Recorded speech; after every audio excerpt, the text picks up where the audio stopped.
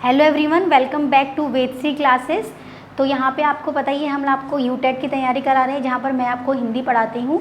और अगर आप लोग हमारी और भी डेमो क्लासेस देखना चाहते हैं, हमसे जुड़ना चाहते हैं, तो हमारा एक ऐप भी है, डिस्क्रिप्शन बॉक्स में उसका लिंक दिया है, वेदाश्री लर्निंग ऐप। तो वहाँ पे जाके आप हमारी डेमो क्लासेस देख सकते हैं और आपको अगर पसंद आता है तो आप हमें वहाँ से ज्वाइन कर सकते हैं। और इसके अलावा अगर आप हमसे ऑफलाइन जुड़ना चाहते हैं तो आप हमारे ऑफलाइन सेंटर में आकर विजिट कर सकते हैं। हमारा जो ऑफलाइन सेंटर है वो है हल्द्वानी कुसुमखेड़ा पे हनुमान मंदिर के पास। ठीक है, तो चलिए शुरू करते हैं आज की क्लासेस। तो आज हमारा जो टॉपिक है, आज हम जिस टॉपिक के बारे में बात करने वाले हैं वो हमारा टॉपिक क्या है, भाषा अधिगम सामग्री। ठीक है, यहाँ पर सबसे पहले मैं इस टॉपिक को आपको क्लियर करना चाहूँगी कि एक्चुअल में है क्या। देखिए, भाषा का मतलब क्या होता है, जो लैंग्वेज बच्चे को हम सिखा रहे हैं। ठीक है, हम 1 से लेकर 5 तक या 5 से लेकर 12 तक बच्चे को जो भी भाषा या लैंग्वेज हम सिखाते हैं, उसमें क्या क्या सिखाने के लिए सामग्रियों का हम लोग यूज़ कर सकते हैं, उसके बारे में हम लोगों ने डिस्कस करना है। ठीक है, कि बच्चे को हम जब भी कोई चीज़ सिखाते हैं, नई विधियों से सिखाते हैं, नई तरीक़ों से सिखाते हैं, नए सिद्धांतों से सिखाते हैं और नई नई सामग्रियों से सिखाते हैं,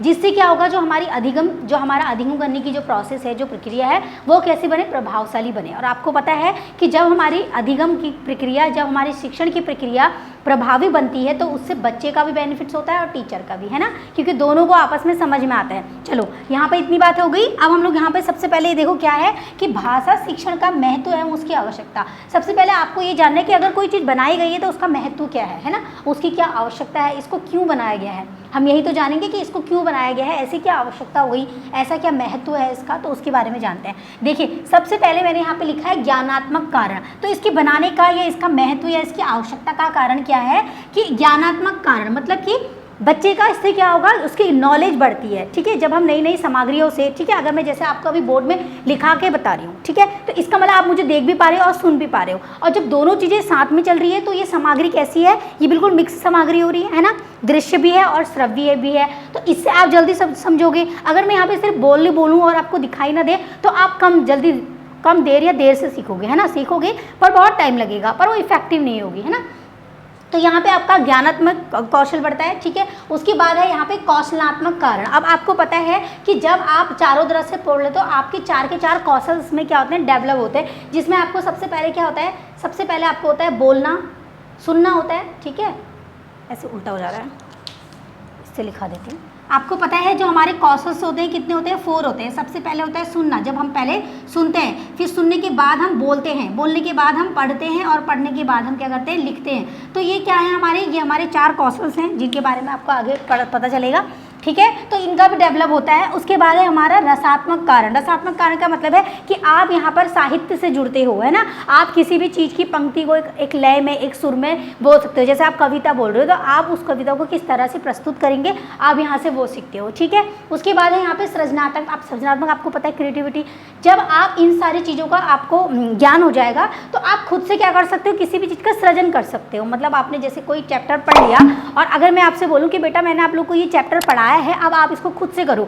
जब आप उसको खुद से करोगे तो आप वहाँ पे क्या करोगे, अपने शब्दों का, अपने लेखों का, अपनी मात्राओं का, अपने वर्णों का क्या करोगे, सृजन करोगे, उसे बनाओगे, है ना। तो यहाँ पे क्या हो जाएगा, हमारा ये सृजनात्मक हो जाएगा।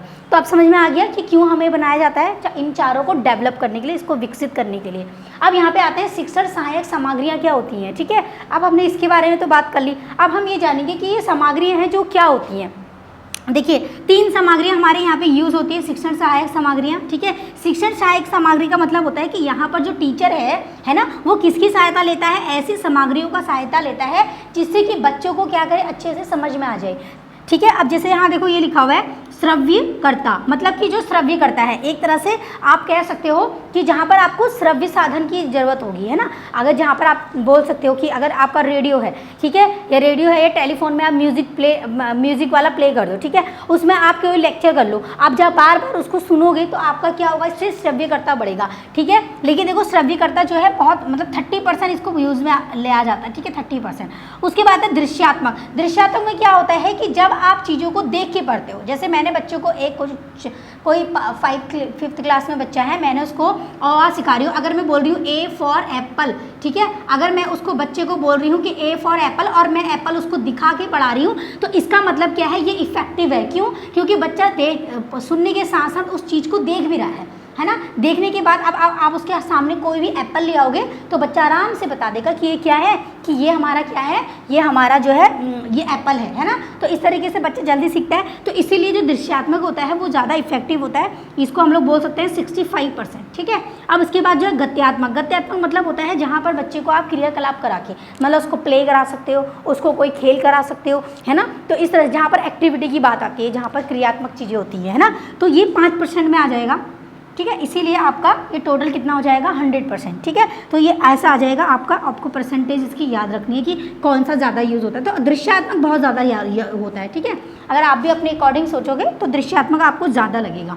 चलो अब यहाँ पे देखो मैंने आपको विशेषता बताई है। अब विशेषता क्या है, देखो जो अधिगम सामग्री है उसकी क्या विशेषता है, इसको क्यों यूज़ किया जाता है ना। हर किसी चीज़ की कोई ना कोई विशेषता होती है। जैसे मैंने यहाँ लिखा है अधिगम की प्रक्रिया में जो शिक्षक होता है वो क्या करता है। देखो अधिगम की प्रक्रिया में मतलब कि शिक्षक जब आपको पढ़ा रहे होता है, जैसे कि मैं अभी आपको पढ़ा रही हूँ, है ना, तो ये क्या है, अधिगम की प्रक्रिया चल रही है। अब इसमें क्या होगा कि विविध और विभिन्न शिक्षण के सिद्धांत, मतलब कि जो मैं हूँ, जो टीचर है वो बहुत सारे, मतलब विभिन्न सारे, बहुत सारे क्या करेंगे, सिद्धांतों का प्रयोग करेंगे। मैं आपको अलग अलग सिद्धांतों से पढ़ाऊंगी। ऐसा नहीं है कि मैं सिर्फ लेक्चर दे रही हूँ यहाँ पे और सिर्फ आप लेक्चर ही सुने जा रहे हो, है ना, आप बोर्ड में मैं लिखा नहीं रही हूँ, तो ऐसा नहीं होगा। और टीचिंग काफ़ी इफेक्टिव होगी जब मैं सामग्रियों का यूज़ करूँगी नए नए सिद्धांतों के साथ, नई नई शिक्षण पद्धतियों के साथ, है ना, नई नई शिक्षण प्रोसेस के साथ, प्रक्रियाओं के साथ और नई नई विधियों के साथ, ठीक है, द्वारा मैं क्या करूँगी, अधिगम करूँगी।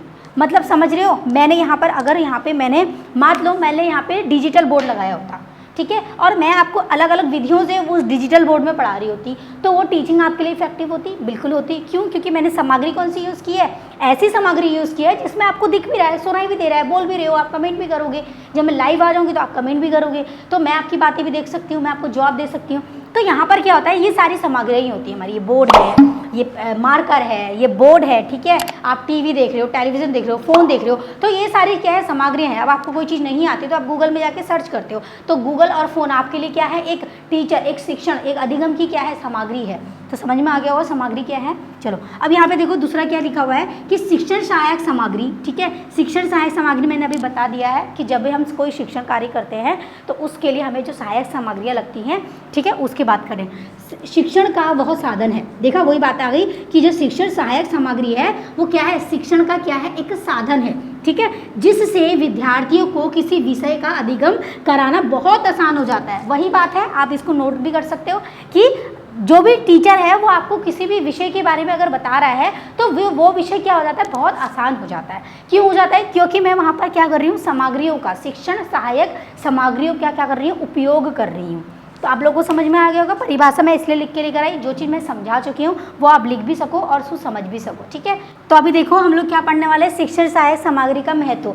मतलब कि जब आप शिक्षण सामग्री का यूज़ करते हो तो हमें उससे क्या क्या फ़ायदा होता है ना, क्या क्या हमें फ़ायदा होता है, उसका क्या महत्व होता है हमारे जीवन में, वो देख लेते हैं। यहाँ लिखा है कि यह शिक्षण को प्रभावशाली व ज्ञान को स्थिर बनाता है।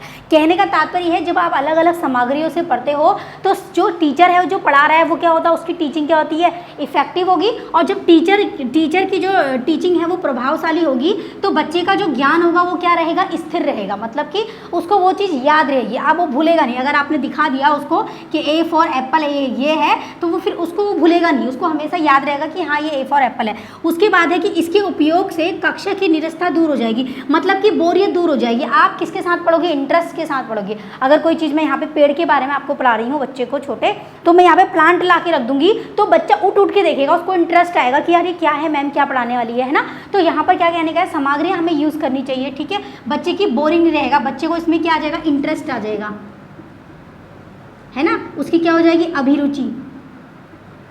तो ये है। उसके बाद यहाँ पे है दूसरा, जटिल सूक्ष्म ज्ञान को हम लोग सरलता से समझा सकते हैं, ठीक है। अब बच्चे को एक प्लांट के बारे में बता रही हूँ, वो कैसा है, जटिल है, बहुत ही टफ है वो टॉपिक, ठीक है। अगर मैं उसको दिखा के पढ़ा के अलग अलग सामग्रियों से उसको पढ़ा रही हूँ तो उसका ज्ञान क्या है, जटिल है, वो क्या हम उसको छोटे तरीके से और सरलता से समझा सकते हैं, है ना। उस जटिल मतलब कि जो कठिन है, जो बड़ा टॉपिक है, मैं उसको बहुत ही आसान शब्दों में और सूक्ष्म तरीके से बच्चे को अच्छे से समझा सकती हूँ, ठीक है। उसके बाद है अनुभव प्राप्त होता है और ज्ञान स्थायी रहता है। बच्चे को उससे क्या मिलेगा, अनुभव मिलेगा। अनुभव क्या मिलेगा कि आज उसने क्लास में एक प्लांट देखा, पेड़ देखा, वो फिर बाद में जब बड़ा होगा तब भी इसे याद रखेगा कि हाँ यार हमारी मैम ने एक बार हमें प्लांट दिखा के पढ़ाया था, दिखा के ऐसे ऐसे कराया था, और उसका ज्ञान हमेशा स्थायी मतलब उसे याद रहेगा। ठीक है।